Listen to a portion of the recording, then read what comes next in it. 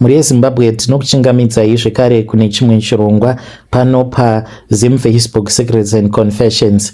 Tadzoka zvekare nemamwe messages. Regedzai tibva tapinda mumamessages edu atadzoka takakubatirai. Message yedu yekutanga yakamira sekudai so: hanzi makadi zvenyu mukoma, ndinokumbirawo kuti munge muchindiposterawo nyaya yangu makavigawo chitupa changu. Ininiwo ndinotonzwira tsitsi uyo mukadzi wandanzwa taura nyaya yake uyo ari kuti iye akaroorwa nemuNigerian. Anombozviziva here kuti isu vamwe tainge takatombororwawo nembinga, asi iko zvinozvi tiri kungotambudzika wani tiri muno munyika dzevatorwa muno futi muSouth Africa. Yet ndainge ndakatombororwa nembinga ndikatochatawo nembinga, but I almost died after getting pregnant. Mukoma, mari yeurombwa, as long as iri mari yeurombwa hauna chaunombofa wakaita nayo. Vabereki vangu mukoma vaipiwa mari, asi ndakazototi ndauya kuno kumanje ndopa ndakatanga kuti wani mukoma, ndakatanga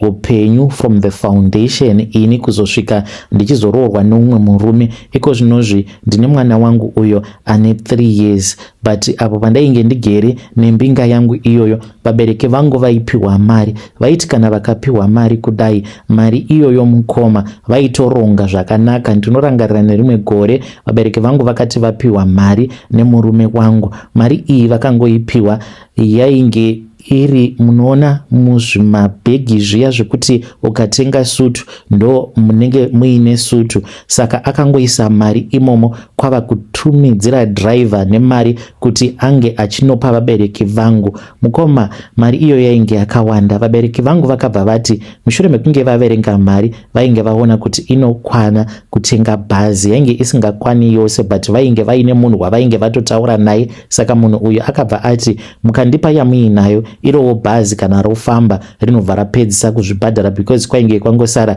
about 30%. Saka vainge vaine 70% of the payment. Mukoma nashi mari iyi mushure mekunge vairongera havana kana chavakaita nayo mari iyoyo. Ndakatombova blema ndikatadza kutaura navo kwenguva yakareba, ndikati muri vanhu vakaita sei, munoda mukwasha akaita sei kundinyadzisa kusvika pakadai kuti munopiwa mari yakawanda kudaro, mutadza kuita kana anything, kutenga ngoro. Mukoma, vakatadza kutenga ngoro, yeti vainge vapiwa mari yainge yakawanda, yainge ichisvika kuma 30 something thousand US dollars, but vakatadza kuita kana anything nemari iyoyo. Saka nekufamba kwenguva mushure mekunge ndazotangawo kuenda kuchurch, that was when apo pandakabva ndachizodiscover kuti mari yeurombwa, no matter what, whether wazviziva kana kuti hauna kuzviziva, mari iyoyo aimbofi yakashanda. Saka mukadzi uyu ndinokukumbirawo kuti munge muchisvitsawo shoko kwaari kuti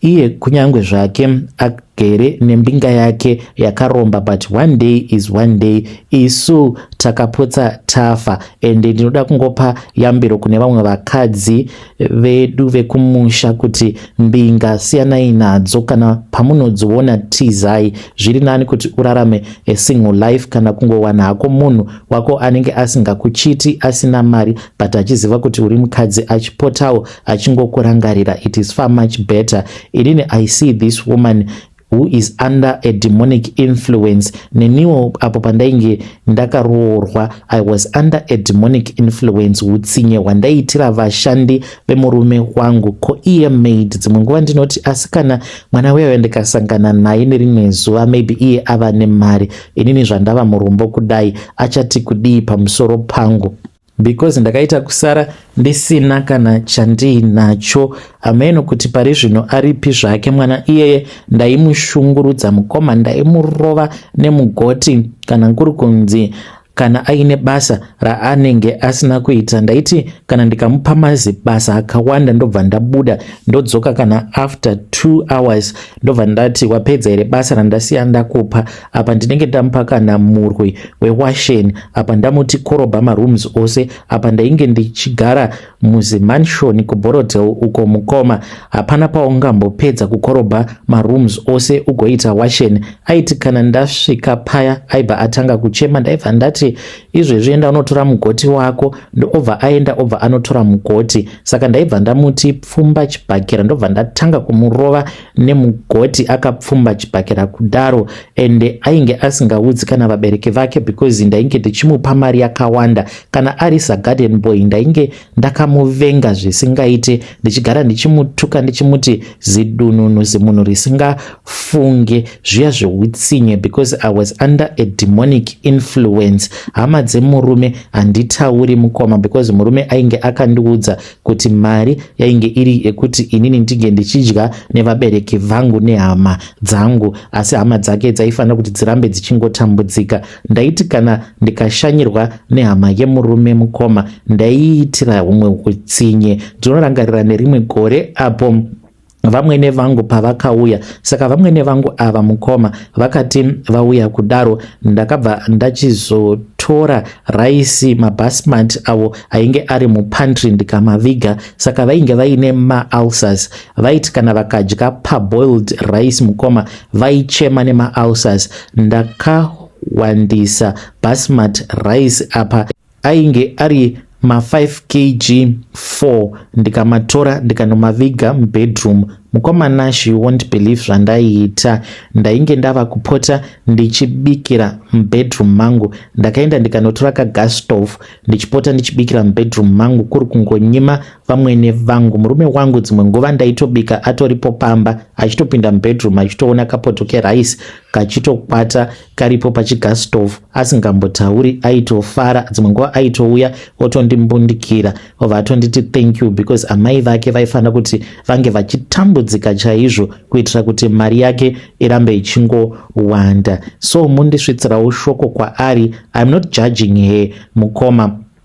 Iye anokwanisa kuita zvaanonzwa kuda kuisa mazai muchibereko make chero pai, but she is not supposed to boast about a Nigerian man nekuti anogara mumaestate, because nesu takatombobva neko taitodzidriver idzi mukoma. Murume wangu iye ainge aine magaraji. Zvaakaita ndezvekuti tenga mapremises akawanda, saka aibva achizotaurana namakanika, obva achizoti makanika anenge achigadzirira motikari dzake pamapremises ake vachiita half. Aiva nemabhazi akawanda, ndokusaka baba vangu vakati vainge vachida kuitawo zvemabhazi. Ainge aine masupermarket eShoprite muSouth Africa, uye zvekare ainge aine maflats for rentals kunonzi kuBelgravia, ende ndainge ndichirarama a soft life mukoma.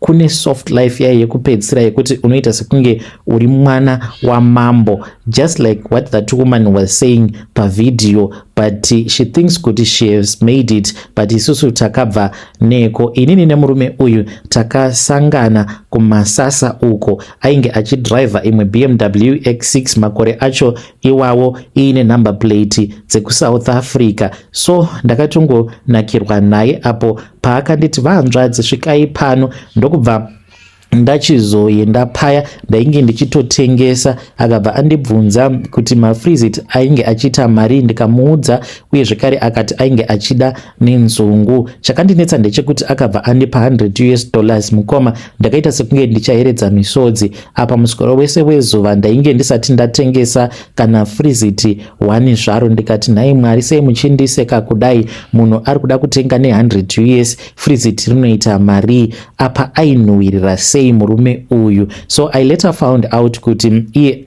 kunhuhwirira kwaainge achiita ainge aine imwe ritual oil iyo yaaipota achienda achinotora kuNigeria. Ndainge ndava kutomuperekedza sezvo ndainge ndava kuzviziva. So he was very quiet and he was so generous to me. Akabva anditi ainge achida kuti ndinge ndichiita keep change. Akabva anditi ainge achida mafone numbers angu. Ndikaseka zvangu. Akanditi uri kusekei? Ndikati inini manje kuitawo foni, handina kana foni ini mukwasha.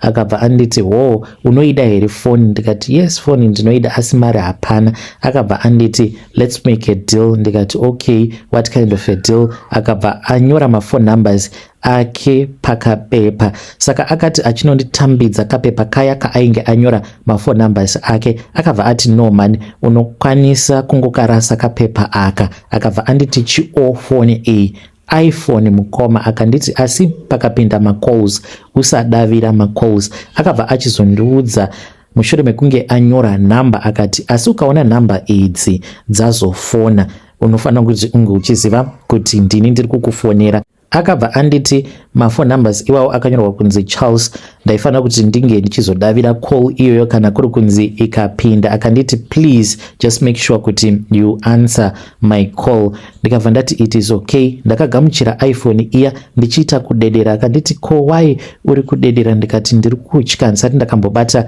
iPhone muupenyu hwangu hwose. Mukoma akatsikitsira pasi akanditi warwadzisa mwoyo wangu, you mean kuti hausati wakamboshandisa iPhone? Ndikabva ndati yes. Akanditi pinda mumotikari ndinokutengera iPhone. Ndakatya ndikati ko kana muri bhinya. Akanditi I like a woman like you, I love the way that you are. He then drove off akandisira iPhone ne100 US on top mukoma.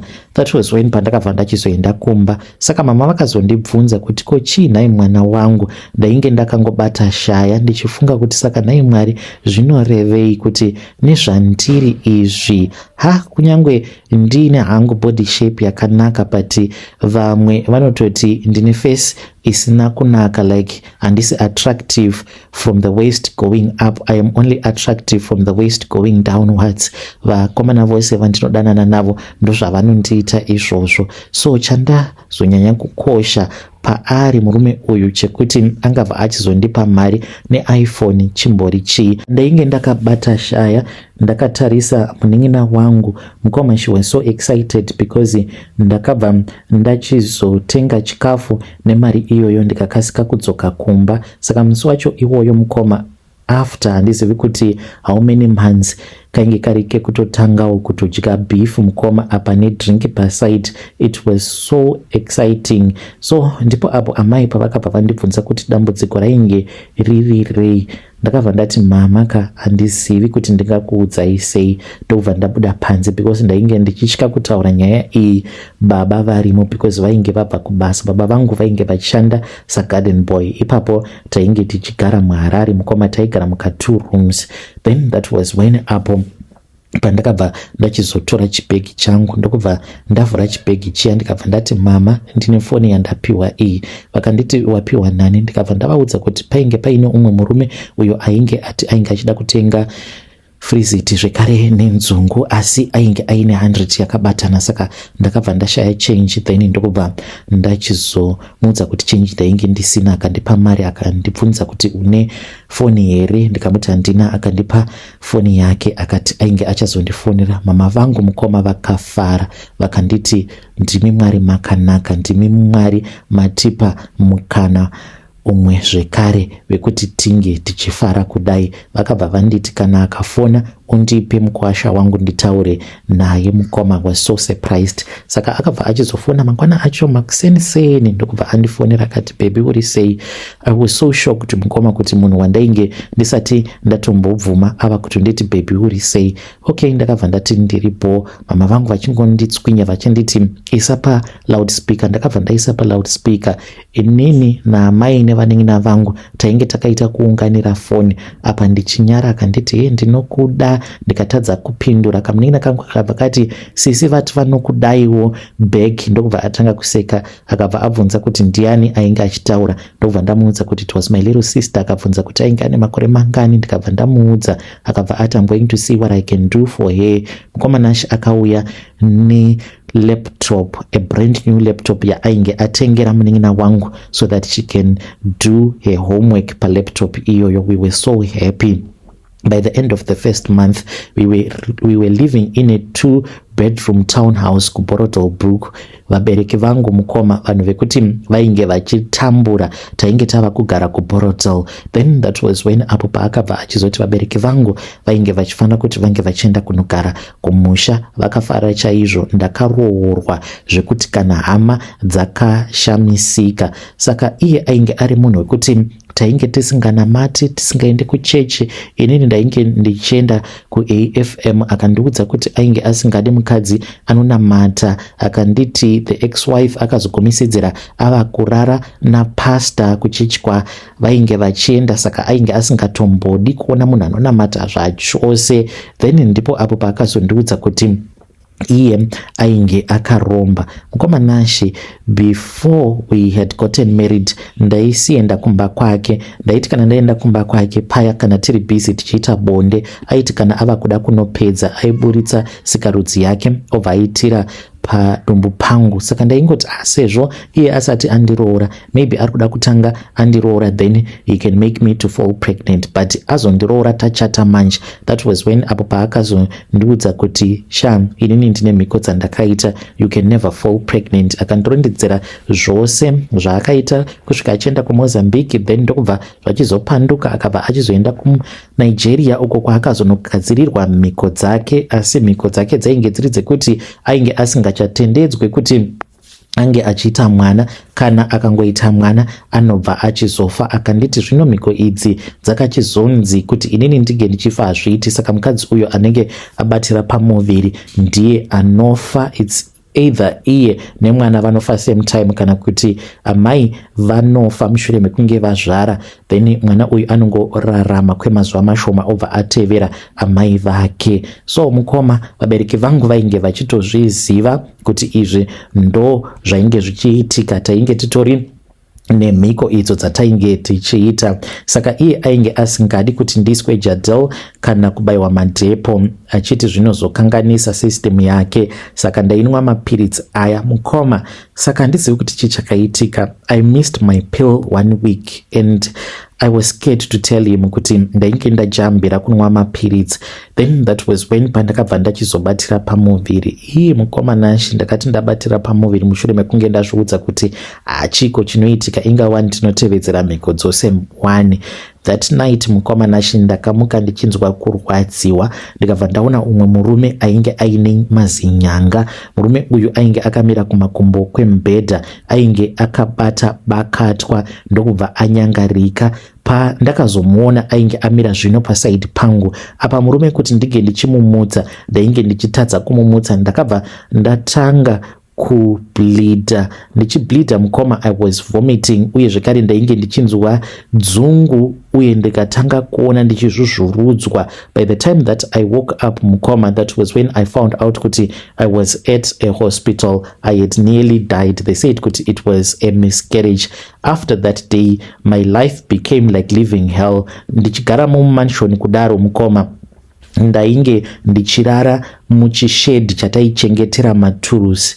Ndaiti usiku paya, kana kuri kunzi garden boy kana aenda kunorara, ndainyahwaira ndichienda kuchishedi ichocho chataichengetera maturusi. Ndainge ndakamuudza kuti aburitse maturusi ose. Ndaibva ndanowaridza ndorara imomo. Ndimo mega mandaiti kana ndakararamo imomo ndaibatwa nehope. Muzimanshoni rangu mukoma, ndainge ndisingakwanise kurara. Ndakatomboedza kuti apo garden boy paainge ari kuoff, ndikaenda ndikanorara kuBoy Sky kwake ikoko chikoteji chatainge takamuvakira. Ndakabvako ndichimhanyiswa nechimwe chimhuka chandisingakwanisi kana kurondedzera. Apa ndainge ndava kungoenda kumaperiods. After each and every 4 days munhu kuperiod, after each and every 4 days munhu kuperiod. Mukoma Nashi, ndainge ndimbori nebody shape ndiine muviri. I lost appetite mukoma, ndikabva ndatanga kuonda. Vanhu vaiti ndichifamba vaiona ndiri murwere chaiye, full blown HIV AIDS. Apa vhudzi rangu rainge richiita kuyerera semunhu ane cancer. Then ndipo apo murume wangu paakazondiudza kuti ainge achida kuti tinge tichirambana. Akanditi kana uchida upenyu hwako ngatirambanei. Ndokubva tarambana mukoma. Ndikadzokera kumba kwavabereki vangu. Ndichitaura ndemi kudai so mukoma, ndakazototanga kutoti 1 kuvakisira vabereki vangu ka 3 bedroom house kumaruzevha. Saka mukadzi uyu munokwanisa kungomutumidzirawo message yangu. Iye kana achifungidzira kuti maybe yangu nyaya ndeyekunyepa, ngarambe ainaye muNigerian, zvichapanduka chete. One day is one day. Isu takambodya joy mukoma. Most of the countries kweve kunonzi ndokunoenda vanhu vane mari for mavacation. Ndakakuenda ini, ndaitora amai nababa vangu tichienda kumavacation, but iko zvino zviripi? Vabereki vangu variko kumaruzevha uko, vari busy kurima muriwo vachitengesa. Vanhu vakatombofunga kuda kutenga bhazi, mufunge zvenyu. mhuri yeZimbabwe. Ndo message iyo yandakatumidzirwa ichibva kuna vanzvadzi vedu. Zvakangooma hazvo vedu we. Hei, pakaipa ngatizamei kuti tinge tichitaura navo vahanzvadzi vedu ava mucomment section. Hanzi siyanai nadzo mbinga, hanzi iniwo ndainge nditomboriwo munhu wekuti aiverengwa pavanhu vane mari ndichienda kwose kwandainge ndichida, nekuda kwekuti murume wangu ainge akaromba ende ndainge ndichitozviziva kuti murume akaromba, but hanzi kumagumo kwazvo takazongodzokera munhamo. Pakaipa. Ngatisanganei zvekare mune zvimwe zvirongwa zvinotevera.